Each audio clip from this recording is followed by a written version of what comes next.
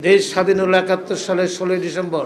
তারপর শেখ মুজিব আসলেন পাকিস্তান থেকে, এসে উনি আবার প্রধানমন্ত্রী হয়ে গেলেন। ২ দিনের মধ্যেই উনি রাষ্ট্রীয় ক্ষমতা গ্রহণ করলেন।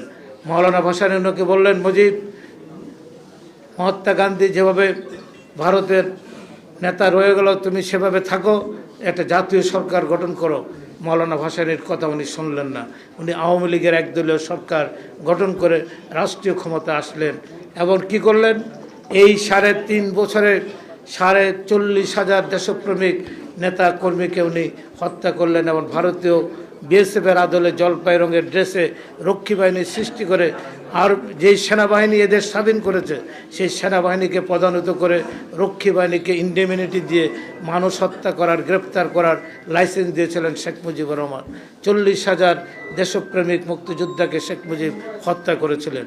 সিরাজ শিকদারকে হত্যা করে, এই দেশের শ্রেষ্ঠ মুক্তিযোদ্ধা সিরাজ শিকদারকে হত্যা করে সংসদে দাঁড়িয়ে শেখ মুজিব বলেছিলেন, কোথায় সিরাজ শিকদার, এই দাম্ভিকতা উনি দেখিয়েছিলেন।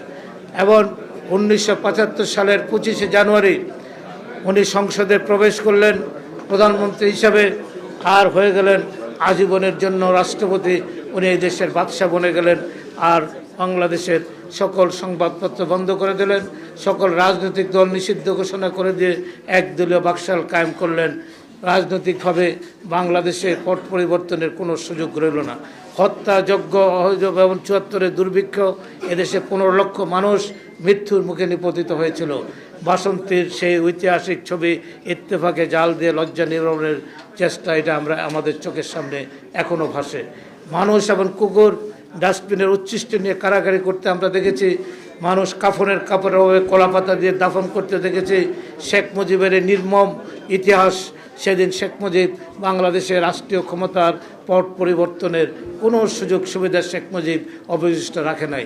সেই কারণে আমি বলতে চাই, ১৯৭৫-এর ১৫ই আগস্ট এই দেশে অনিবার্যভাবে সেদিন ঘটেছিল এবং এটা প্রয়োজন ছিল। ১৯৭৫-এর ১৫ই আগস্ট যদি না ঘটতো তাহলে বাংলাদেশের স্বাধীনতা সার্বভৌমত্ব থাকতো না।